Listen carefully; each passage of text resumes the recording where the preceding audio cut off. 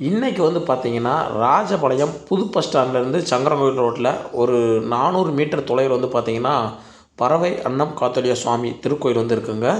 இந்த கோயில் வந்து பார்த்திங்கன்னா, இன்றைக்கி திருவாசக முற்று வந்து பார்த்திங்கன்னா, அடியார்கள் ரொம்ப சிறப்பாக வந்து பாடியிருந்தாங்க.